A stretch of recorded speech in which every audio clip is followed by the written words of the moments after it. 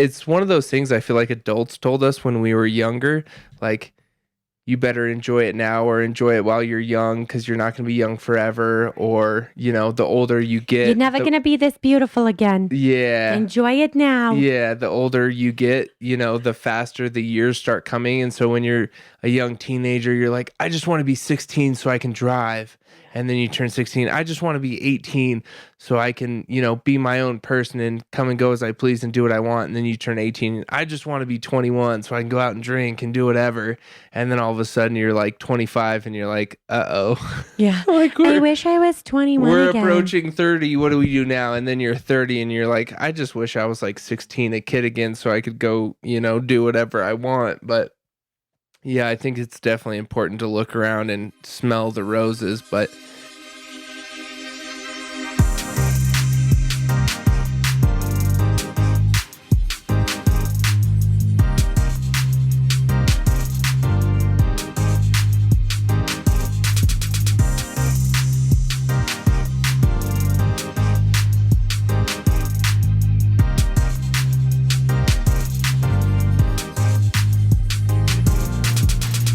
Welcome to another episode of your favorite podcast.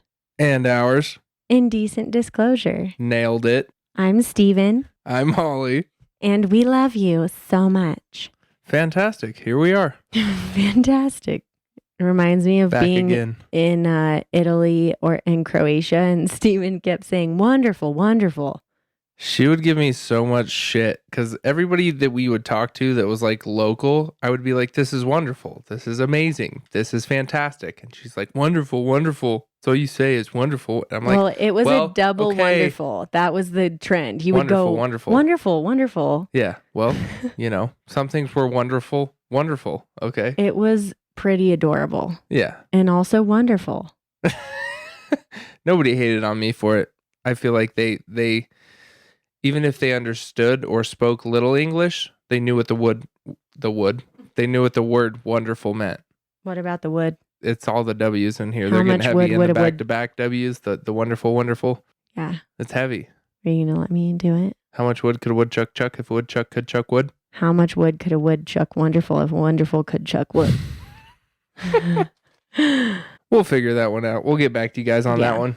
We're currently staring at our dog who looks dead but is breathing because she just had knee surgery again.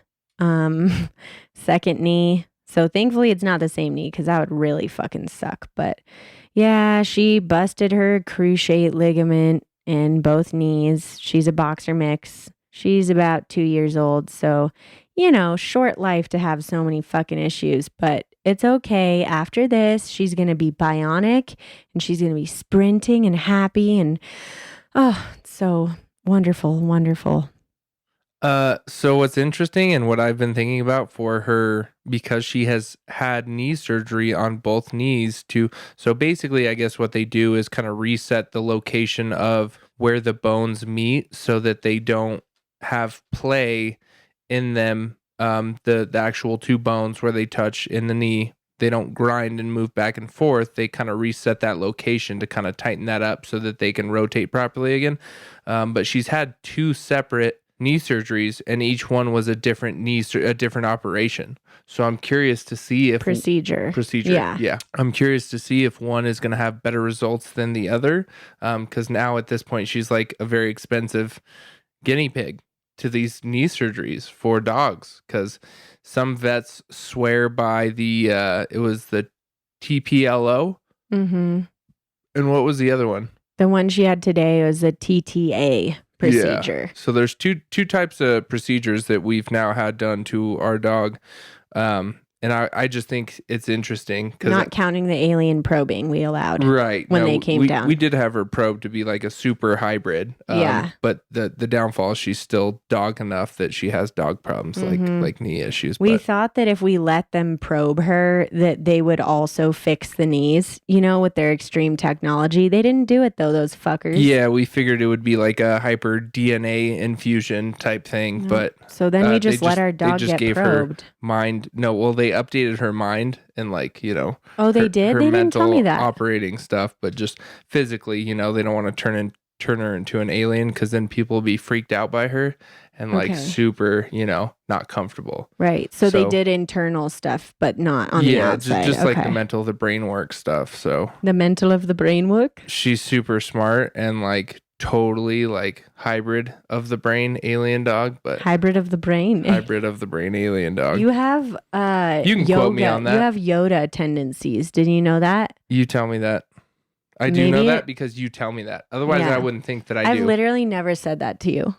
Because I say tell things you backwards. it in my mind. Although when Spanish speakers speak English, they often put things. I know, that's why it's funny because so you don't speak Spanish. Right. Well, maybe I'll be more inclined to speak if Spanish, you were sitting there going, maybe I'll speak Spanish or catch on to speaking Spanish more easily because my mind already works like that in English. So that's such a good call. I have no fucking clue. It'd make more sense if you were sitting here going, she has the mental of the brain in the mental stuff of the brain, but you're just like, she's got the mental of the brain and the blah blah blah.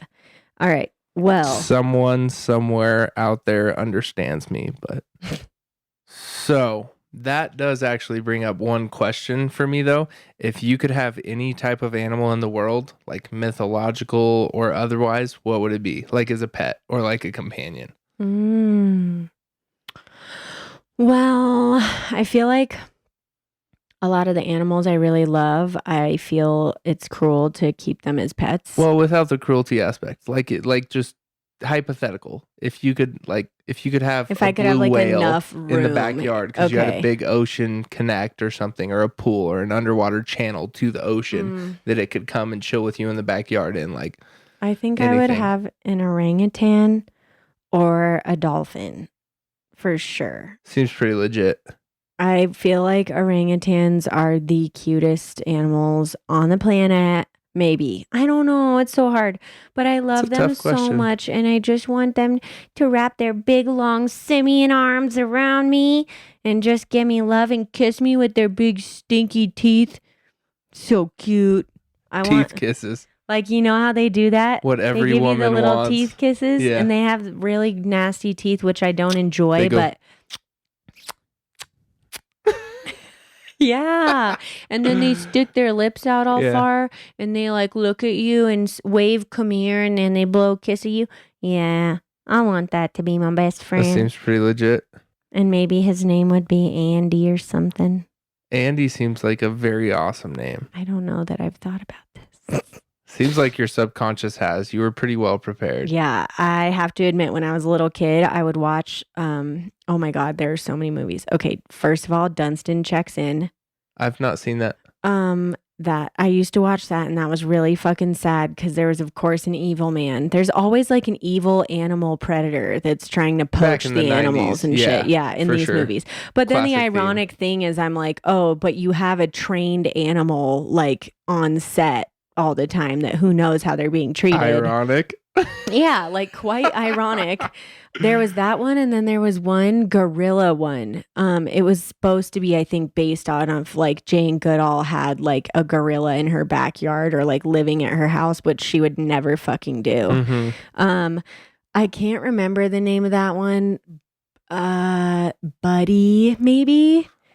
But I was like a little kid and would literally sit there and cry at these movies, like sob at these movies because Dumbo used to make me cry. Really? Yeah, because Dumbo got like taken away from his mom. Yeah. And that was like super heartbreaking. It's fucked up, man. Yeah. Those animal movies got me as a kid. Yeah. I would just be so devastated. And I would have nightmares about how bad these animals were being treated. It was fucked up. Yeah. So I just would love to have, if it was all humane and everything, an orangutan and or a dolphin. I get that for sure. A dolphin is probably one of the more legit ones because they're obviously like a very keen and intelligent species. That question, I wrote that question down, but I honestly didn't have an answer for it. Well, what do you think now? I feel like I would probably want like a very small size, like white tiger would be very ideal. Small size. Like if I could have like a miniature white tiger that was like a small dog size. or That'd be pretty fucking cool. medium dog size. Could they still rip your jugular out? Yeah, like still fully built, really muscular, Like a like pit bull yeah, sized yeah, exactly. Like a tiger. pit, yeah, exactly. A pit bull sized white tiger. All right, Mike That shit would be Tyson. cool as fuck. Yeah, well, I mean, I feel like if it's like medium sized, it won't kill you, and ideally, it wouldn't be like evil and want to. That motherfucker could kill you. If a pit bull could kill you without being a tiger, and a tiger could kill Right. you without being a pit bull, Right. the two together, deadly No, but like combo. ideally, if you could have like a really chill animal that was like Yeah. sweet and loving and just like, exotic. Soft and cute. Yeah, it would be that for me. That's fucking sweet. I agree with your decision on that. Polar bears are pretty cool too. I'd be down to have a polar bear. Yeah. Be really cold though, the environment you'd have to keep for them. Well, in theory, like you don't have to have all that. You could just have whatever animal, and you don't have to have like their specific surroundings or environment. I know I have a polar hard bear- time letting go of reality in these situations. No, it's full blown, like no holds barred. But Full blown fantasy. when I was a little kid, I went to the zoo and had this polar bear experience where I went up to the glass and everybody's like checking out these polar bears on one side where they're all up front. And I went down to like the far end where nobody was as like a little ass kid and just stood there and paid attention to one. And I put my hand on the glass and just stayed there for a while. And this polar bear came up and put its hand on the glass. Really? It was like a whole movie scene type thing Aww. where I was like, damn, what the fuck just happened? And everybody was like freaking out and then runs over to me and they're like, what did you do? Like, what happened? Wow. And so I bought this stuffed polar bear. Well, my great aunt bought me a stuffed polar bear after that because it was like special. Yeah. And then that was like my favorite stuffed animal for a long That's time. so sweet. You never It was told cool. me that. Yeah, it's like when you're at the zoo and you see like, somebody put their hand on Yeah. the window and like another animal walks up and is like, I see you. But usually it's like a gorilla or an ape of some kind that's like, Yeah. yeah, that's so or like a fucking hippo cool. or a zebra. Oh yeah, they usually are the ones who put their hand up No, on the yeah, glass. it was like special and I was really tripped out. And everybody Did you feel like Matilda? yeah, I was for sure like made something happen that was not normal and I was like, I'm different. Okay, let me ask you this. Did you used to have after you watched Matilda when you were a kid, did you used to like try and do Matilda shit? Fuck yeah. Yeah, me too. I would be like, would- move that coat rack. Yes. Move that coat rack. And I'd be like, it's not wiggling, but I'm going to pretend like I see that it is. Yeah. Because if I think that I see that it is, then it is. I was obsessed. And I didn't want to tell anyone because I was like, they'll all laugh at me. It's very much like my life now. Yeah. Honestly. Right. No, I'm like same. trying to will things to happen. I'm like, I've got the power. And then I'm looking at On shit. my way. Yeah. On my On my way. way. And, I gotta say, I never fully made shit levitate or anything, but I still feel like I Pretty got the close. power. Yeah, for sure. That actually leads into my question, which is wow, we are so in sync sometimes. I wanted to ask you if you believe in magic. Fantastic. Absolutely, I do. But by definition, you kind of have to identify what you mean by magic. Because Right. I think there's some magicians that are so good that I'm like, this isn't an illusion. You're fucking Right. magic. Right. You You're really actually manipulated doing the it. fabric of our universe to be something other than what other people saw it as. Right. So that's where I'm like, yeah, no, 100%. And I think magicians are really cool because I think it starts very small, but it becomes a more grand illusion. And I think that whole illusionist thing is really, really amazing and very interesting and exciting. Like when I see good magic, I get excited. I'm like, this is so cool. But also I think there is the far end of that where people, probably not mainstream, but very much so can just manipulate the fabric of right. their world, which is Yeah. crazy. I believe it for sure. Believe. Hala. I also definitely believe in magic, but I guess I more think of the mysticism type magic, Mhm. Working with vibrations and I don't know, messages from our ancestors and different channels such as the tarot or I don't know, different ancient teachings. Well, like alchemy and the stuff that our Absolutely ancestors alchemy. practice that we don't necessarily have an understanding of, but they did what they did for a reason, and there's a lot of stuff that they did that we don't understand because we don't Mm-hmm. have a grasp of what that meant to them in their reality or what Right. it did for them. Like there's a lot of stuff out there that's very interesting, like, you know, portals and stuff that they, Who's they? just ancient civilizations that would have these different portals or these different areas that they would say are these portals to these different worlds, and or the ancient Are you civilizations. thinking of Ancient Aliens? Yeah. Like the episodes Yeah, from that but show? there's like ancient civilizations that would have like entrances to rooms that are like 30 foot tall. Like, how do you do that stuff? How do you build these structures when Right. you're in an ancient civilization that Okay. has little to no tools? I You think know, that comes down to ET, help from ETs, all right, probably. well, that's, kind of my definition of magic. Yeah, Just you're shit right. beyond our understanding or stuff that we know now currently and have Totally. access to. Totally. That's just my side. I love it all. And I wanted to bring it up too because as will be spoken about in the ad in today's episode, I have just helped my friend Shiloh release a brand new book that she wrote, and I'm really fucking excited about it. Mm-hmm. But it's called Tales from the Deck, The Magician. It's a series, but the first one is called The Magician, and it is definitely more about the tarot magician, not the magician like The that's on street stage. magician, Yes, the street it's not magician about in David Vegas. Blaine. Yeah. But it's like a modern romance, and so it kind of like brings in ancient magic with modern romance, and it's just such an incredible story. But it's also super cool because there's a short story from the book called The Grimoire that's like a chapter. It's a letter in the book.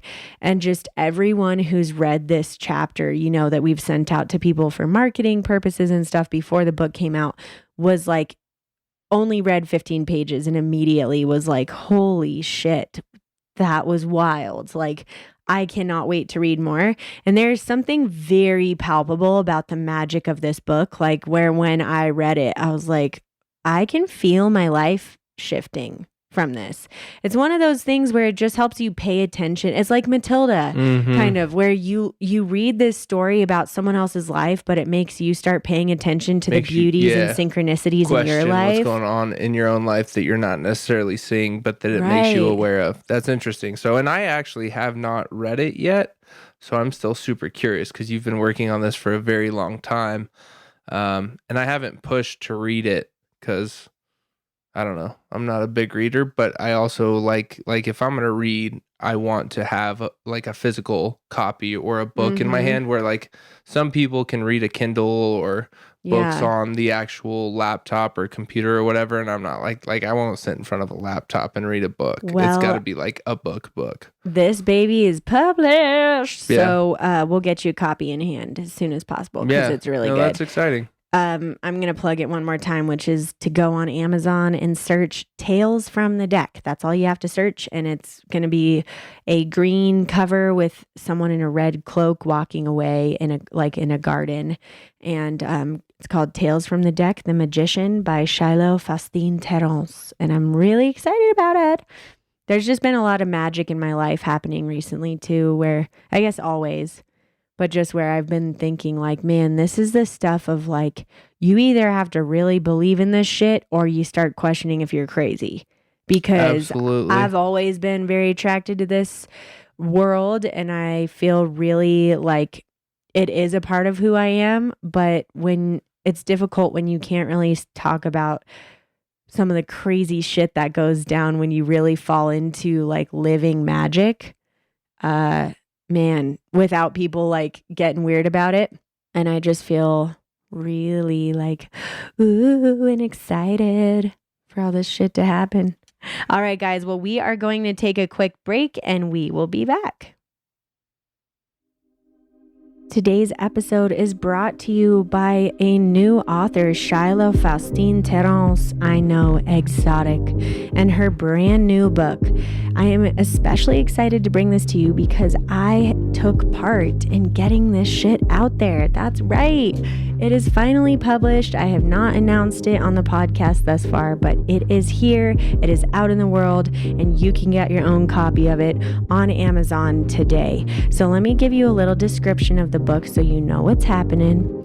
A tarot card reading propels a disheartened musician, Michael, into a vortex of arcane magic, esotericism, and prophecies.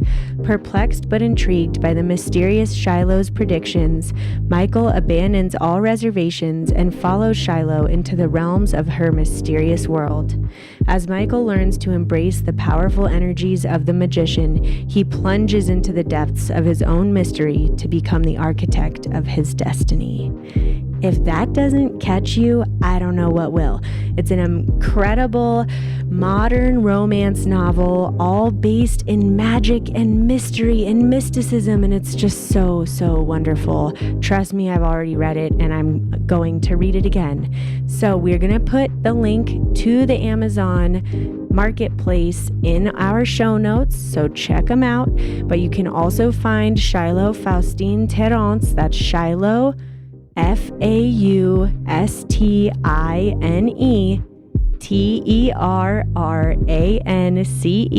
all one word, on Instagram. Click the link in the bio and you will find yourself on Amazon there as well. All right, back to the show.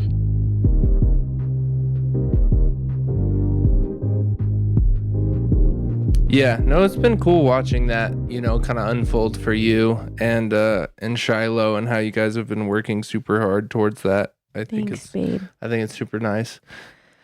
Sorry, were you going to say something else? I was going to say that's also like my gratitude, I think, for this week is like the motivation that I've had to get shit done. Like, we've been going out of town a lot and stuff, and I know we said this on the last episode, how we're pretty good at balancing like work and play.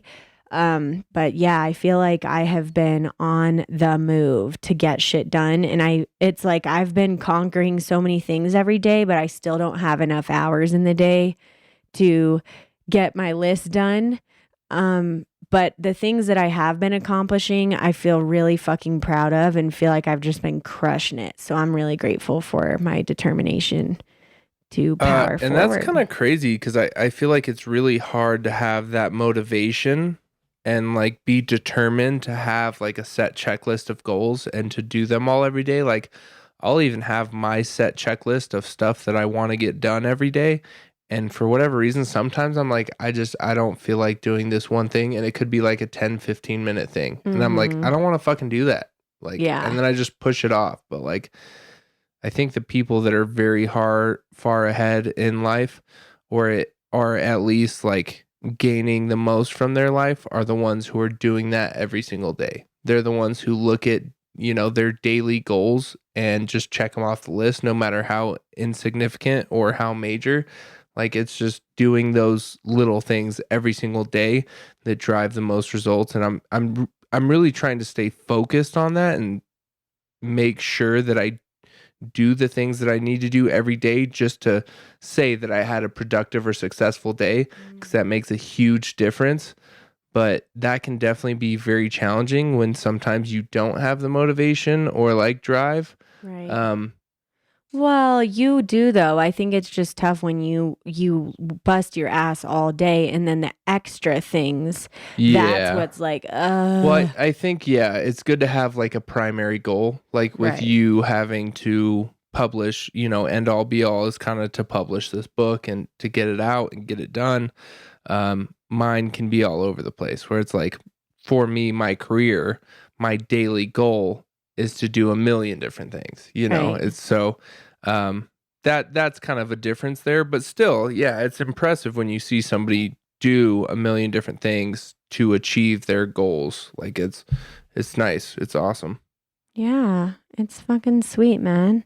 Yeah, no, on that note, I'm definitely grateful to be able to watch other people's lives unfold and to see my life kind of take off and just going through the years and like seeing how my life has kind of developed and unfolded into being what it is now, it's kind of crazy to look back on our younger years and see how this stuff has kind of played out for us. Mm-hmm. And it's funny because I have all these moments where I stop and I'm like, holy shit, look around. Because like it's Right. never gonna be the same. Like it's Right. gone today and it's gone forever.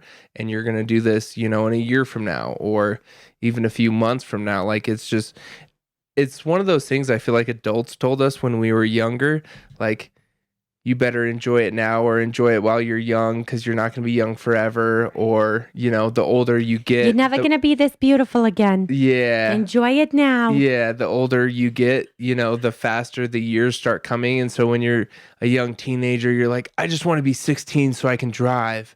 And then you turn 16. I just want to be 18 so I can, be my own person and come and go as I please and do what I want. And then you turn 18. I just want to be 21 so I can go out and drink and do whatever.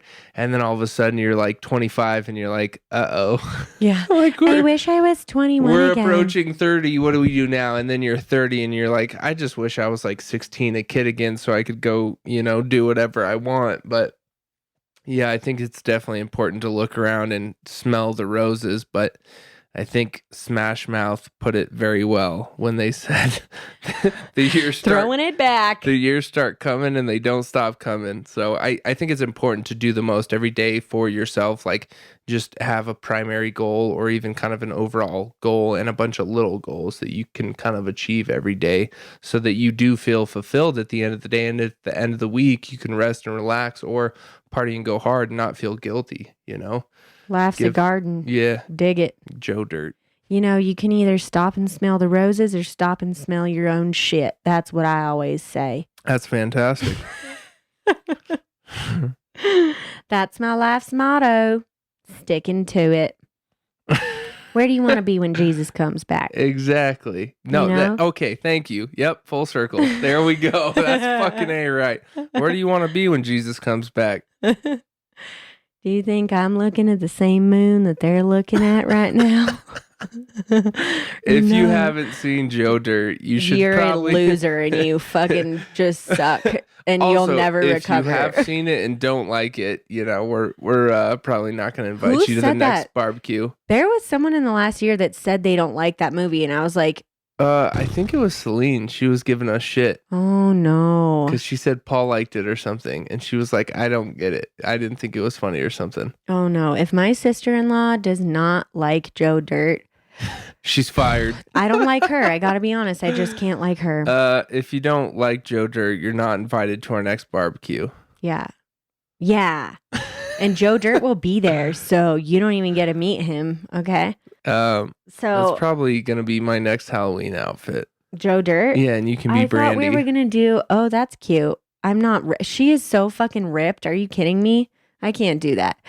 I can't pull that off. Instructor for crying out loud. She has a 6-pack and is like has all the you have best to do bod is wear on Daisy earth. Dukes and a bikini top. You're done. Yeah. That's Brandy. Yeah.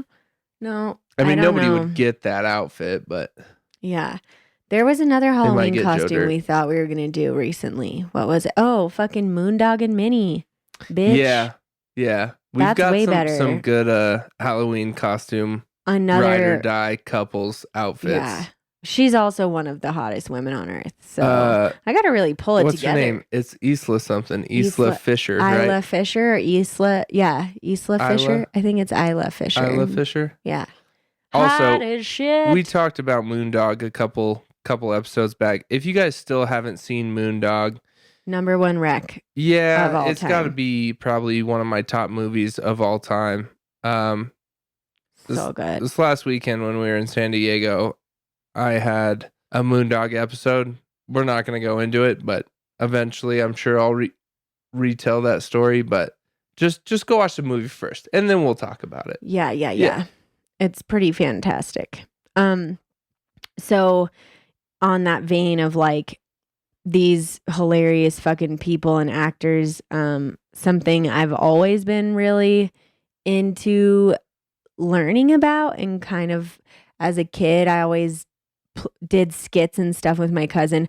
I've always been really into comedy and like acting, and I've never actually been on stage like in an acting setting. I've like played music on stage a I little was bit in a here and play there, in like but the third grade or something, but I never even did that shit. Like I was never our school didn't really put it on was like a plays like mandatory thing. If you were in the class, you were just a part of the play. right. Whether you were a fucking tree that just stood there or somebody who Yeah. had a speaking part. I don't remember it. I have no clue. I don't think that I ever did anything like that. I know though that my cousin Sam and I used to do, we were neighbors and cousins, which is Mm-hmm. awesome. Neighbors, cousins. Neighbor, cousin, neighbor. As long as ain't a lover in there, it's all good. Um, Unless you delete the cousin. yeah. So we used to do skits for our family, and I remember there's one that comes to mind that we used to do, and I don't remember the names of the characters, but like we would do different skits with the same characters, and one of them was like I was a plumber coming to fix the sink at Sam's house, and so our both of our houses had these like hearths in front of the fireplace that were kind of like a little mini stage, you know? So This that is was typically what we'd fantastic. use. And I remember I would put my pants down real low so my butt crack would stick out. And I'd put on one of my What mom's the- tool belts because my mom always had a tool belt. Right. So I'd put on one of her tool belts and like some sweatpants where my butt crack was sticking out. And I'd be like, yep, you got a leak under the who's it, what's it, you know? And I would just, but we were so fucking funny, like actually funny. Our parents would be laughing so hard they were crying. And like I know when I watch a kid do something funny, I'm like, haha, that's so funny. Like, because I don't want to hurt their feelings, you know? I can't actually laugh at a kid unless at anything unless it's really fucking funny. Right. So I have faith, and I've asked them as an adult, were you guys just being nice? They're like, no, you guys were hilarious. Like that shit was unreal. So I've always regretted like not pursuing some kind of comedy career, skits, improv, stand up. I don't know. I think I could probably do it. But the truth is, I've been really interested and fascinated lately in just how different it is to like actually be funny in everyday life, just naturally funny, and then to be up on stage and like performing as a comedian, doing jokes. Like when I think about sitting and writing jokes, I feel like no, that shit does not come to me easily. But if I'm like out in a social environment, like in an airport, let's say, I feel like I can look at someone and I can like go on a whole roll of like, Yeah. I could essentially do a whole comedy show for Right. you, being able to observe someone, make false accusations about their life, put them in Right. a whole light that doesn't exist, Right. and make a funny comedic story about it. Yeah. But anyway, that's just a fascination I've been having recently about like, man, I want to know. And then in Flagstaff too, it's like, oh, there's no comedy clubs here. They're open mics, but I don't Right. really want to go to an open mic of 8 people and be like, hey, it's me. Well, I think most open mics here too aren't for comedy. It's They're for not. slam poetry. and Yeah. I have gotten up on arts. stage here at like a pretty decently filled open mic actually and did a comedy story, and it was pretty great. I felt like I got the crowd really going. We got a couple good things going in Flag for that. But yeah, I definitely love how much fun we have like when we're traveling. Yeah. And we can just kind of look around and observe and just paint these pictures of just pure entertainment for ourselves about, you know, other people, what they have going on, or just the setting and the scenario. But I think comedians have to have like a notebook that they're just constantly filling so So- that anytime anything comes up, they're writing it down, because I think otherwise you're funny in that setting. But yeah, I can't imagine turning it into like an actual skit or a show where you Right. have to recall all this stuff or have all this stuff kind of in your head, because at that point you are somewhat acting, where you have to Right. reenact what came up or what you Yes. wrote down in the show so that you're funny again. But yeah, I mean, it would be hard to memorize all of your show, like an I hour-long know. set. That would be super, super hard. So Bonkers. yeah, we definitely need to go to like a comedy club soon and see Comedy club. how it goes down. Comedy club. I have to say though, I've been like, I do actually have notes in my phone. I have a folder called funny shit, and I have not been the best at writing shit in there, but I have written a few things, and I have to just share really quick because I was recalling this memory of when this occurred. And I literally was laughing to myself the other day reading this because the memory is just so fucking great. So I'm literally just going to read the note because the note I think is just as great. I have one of those too. So this is in an airport. Steven and I are sitting there drinking at a bar. Okay. Classic And us. I'm going to read you the notes verbatim just so you can piece it together as a listener. I'm watching a guy eat a burrito with a fork and knife, European style. European style. Psycho or power move? Psycho. Check mark. Like, I can't. How is he married? And did he kill her already? He just slurped up a wet piece of tortilla like a noodle. Surprised face emoji. He's probably British, named Peter, and eats beans on toast daily. Hands smooth as silk and only does missionary. Oh, fuck. That's probably the least dignified way I've ever seen someone eat a burrito. What a diva. It's honestly disheartening.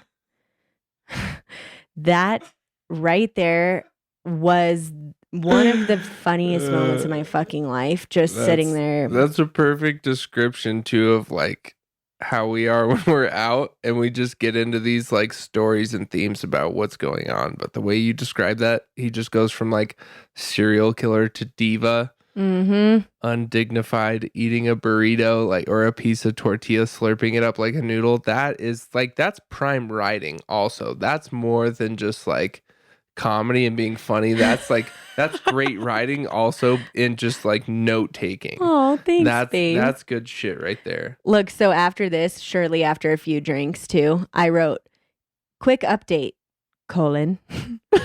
already consumed by someone's farts and fear that it's karma coming after me. Watching this grown woman unabashedly pick her nose like 5-year-old child style next to me, all the while realizing she's the one bathing me in a methane cloud. Kind of respect this bitch for not giving one fuck though. Mainly hate her. Oh my god. See, it's just the same. Like she's picking her nose, like purely like undignified, but then also damn, she's just laying it out. So like I like how you play on both sides of that. Yeah, you know, that's super. I remember her great. too. She was like a very prim and proper businesswoman. Like straight up looked like her last name was Kennedy and she had gone to an Ivy League school and was wearing like a fucking suede power suit and pearls. And has the bitchiest fucking look on her face. And then with no shame is picking her nose like a tiny child and just ripping ass. I was like, how does this mix of personality occur, I wonder? This is amazing. Huh. People just fascinate me, I really gotta say. Okay, so one more thing on this comedy series here. I have been having dreams because I've been so focused on like, okay, start writing down this funny shit more. Like you know that you can do this throughout your day and just start practicing. So I've been having dreams about being on the comedy stage and shit. And I had a dream. We've been watching a lot of comedy shows, stand up and stuff lately. For sure. Yeah. That's inspiring it. I had a dream the other night that I actually have to like pull my note out for. So that's something I don't ever stop doing. I write out my dreams constantly. So let's see here. Okay, in my dream the other night, I was thinking of, and I wrote this right out of sleep, you know. So I was thinking of all these stand-up jokes and writing them down in my dream, but I thought that I was actually dreaming them and writing them down in my phone with my eyes closed. Like I was lucid dreaming, which I do a lot. And I was like, okay, bitch, you are soaring right now. You are dreaming of funny ass jokes and you're writing them down in your phone in real life. Nope. I wasn't, but like I thought that I was. I really was convinced that I was. And I was like, good thing you have your phone on you. And then I thought I was laying in bed with my eyes closed asleep. Like, I think I'm way more talented than I am, apparently, because you thinks you're fucking sick. Yeah. So one joke I had that I was like so proud of in my dream, which obviously I am not that proud of in real life because it's ridiculous, was that we should put a star object, like I don't even know how to put it other than a star-shaped object um, on half of the population's belly while they tan, so they could be like the star-bellied Sneetches from the Dr. Seuss novel, Absolutely. just in case we ever run out of things to have a war about. That's fantastic. That's fucking brilliant. Yes. Can you believe I thought of that in my dream? That's the punchline to starting like a political joke where you talk about how we're super divided and now all this polar opposite shit's coming about, and just in case we don't have enough to fight about, we're gonna have all the governments around the world issue half the population a star. That way, just in case we lose ourselves so much and get so far away from, what life's really about. Yeah. We can just review and say, hey, you're on this side and I'm on this side, and we can start another war about it. Yep. Fantastic. Exactly. Brilliant. I just thought it was brilliant that I thought of that in my dream. That's pretty ridiculous. I think that's hilarious that it's I'm more so funny that I write jokes in my sleep. Literally. All right, guys. Well, I have to go change Steven's diaper, so we're going to have to end the episode here. He really put a stinker in there. I have to go pull the stick out of Holly's butt. So yeah. I think we're just gonna. Do you want to go first or me? What, the stick or the diaper? Yeah. Which one do you want?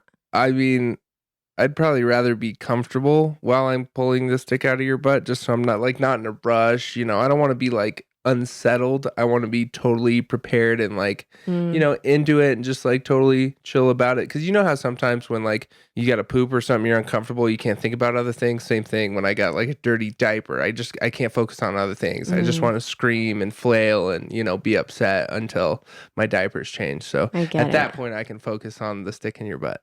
I was hoping that you would take the stick out first so that I could whack you with it while I change your diaper. That'd be a dirty stick. That's gross. Yeah, I know. That's just shit everywhere. I would happily spank you with a stick from my ass just to make it worse. I was picturing getting hit upside the head with the stinky butt stick. Oh, I was just going to like belt you, okay. with it. Diaper on or off though? Off. Oh, okay. Are you kidding? Yeah. I want to redden the cheeks. Well, I think, you know what? Let's go do that. And we can leave these people to their imaginations. Yeah. So. Cool. Hope you all enjoyed the episode. We love you. We thank you.